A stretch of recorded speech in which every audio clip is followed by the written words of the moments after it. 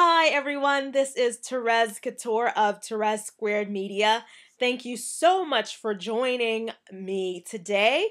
This marks the official video of ThereseSquared, the first official video. Yay! So thank you so much to everyone who has been supporting us. We deeply appreciate it, appreciate you, and we just want to continue creating great content for you. So let's just dive right into today. So today I wanted to talk about the changes that Facebook has made. I know you guys know about this, but I really wanted to give you a visual tutorial of those changes and go through them step by step, and really tell you also some ideas of how to best maximize those changes. So I'm already logged into the ThereseSquared Media page, and one of the most obvious changes that Facebook has made is that they got rid of tabs, which were at the top of your page, and this is how you navigated through your page. So those navigation links have now moved to underneath your profile picture. So this is where you will find your where tabs were, now your navigation links. This is where you as the admin, and also how your fans will navigate through the different parts of your page. So that's one change. Another change, which I particularly like, is that Facebook added the photo strip at the top of the page. So this photo strip at the top of the page, I think it's great. Basically, it showcases the last 5 pictures that you uploaded to your page, so they automatically go up there. And also, this is a great place where you can brand, and I go into that more on the blog post, 8 ways to make your Facebook page act like your website. So I wrote that a couple of days ago, so you can check that out for ideas on how you can brand this and make this more your own. But once you click on any of the photos up there, it will just simply expand into this image viewer or photo viewer. So it just simply expands. It doesn't take you to a whole different section of your Facebook page, which I like. So, someone could navigate through photos, and then once they click X, they are, still on your homepage. So I think that is like a wonderful addition. So yay, Facebook. I really like that one.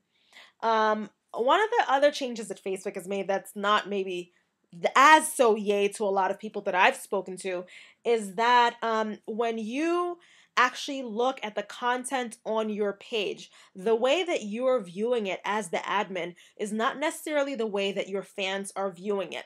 Actually, each person is viewing this content in a different way, because it's no longer chronological, and it's based on this Facebook social graph that's more complex than just being chronological.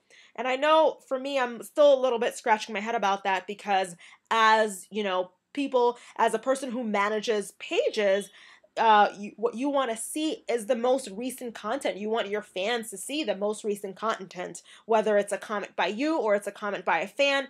That's really what you want fans to see. Yeah, there are some cases where if you have like tons and tons of content, maybe, and that one pops up to the top, maybe that makes sense in that respect. But still, I think for most pages that people really want fans to see the most recent content. So hopefully they may even add another option for us to choose how we want our fans to view the page. But I don't know if that's going to happen soon. So that's a change that you want to keep in mind. The other thing that you can do now is that you can actually edit by clicking edit page or edit info at the top. I just clicked edit info. You can actually edit what category your page falls under. So you can choose what category, maybe you decided, okay, I'm going in a little bit different direction. So you can actually edit your category based on what you think is best for your business. And also, you can also change the name of your page. This is only available to people who have less than 100 fans. So if you have over 100 fans, it says you cannot do this. So it's only for people who has less than 100 fans. You can go ahead and change your name. And I just want to make the distinction. The name of your page is not necessarily the same as your username. So here, the name of our page is ThereseSquared Media, and our username is facebook.com/ThereseSquared. So that's two different things. You can't change your username. Once you lock that in, it's locked in. So you just want to make sure you're sure about that. And you still want to make sure you're sure about your page because you only have up until 100 fans until you can actually change that name if you want to. So that's another change that Facebook has made. Another big change, big change, is that you now have the ability to go and like other pages. So you can, as a page, you can like other pages, which actually you could have done before, but besides liking other pages, you get to also interact with other pages. So if you want to use your Facebook page as, use Facebook as your Facebook page, I should say, all you have to do is go to the right side and click use Facebook as whatever your page name is, and just click on that, and it will automatically, you'll be using Facebook as your page. So you can, navigate other pages. For example, one of the pages that we like, that's one of our, is Mashable. So I can go in as ThereseSquared Media and write a comment to Mashable. For this, I'll write another post about this. I think there are some best practices that it's important to keep in mind when you are interacting with other pages to not come off as a spammer. So maybe I'll write a blog post about that. But this is definitely something that you can do. You can, when appropriate, you can actually write on other pages. You can also comment on other pages. So if I wanted to post a comment, if I felt something was relevant, I could do that. I can also like things on other pages. So this is something huge that I can actually now go interact with other pages. And if you want to like a page, all you have to do is go to that page if you're already logged in as your page and just click like or unlike. So it's basically the same way as you would do if you were just navigating as a user, as your personal profile, I should say. So that's, those are one of the great changes I feel that Facebook has made. Also, besides just interacting with, let's say, Mashable, if I write something on my own wall, I can tag anyone, any one of my likes. So you have to like someone in order to tag them. So you can't just go and tag anyone at random. You have to like them as your page. So basically, if you want to tag them but keep the content, write something on your own personal wall, you can go ahead and do that. And you probably saw a sneak peek. If you click on home,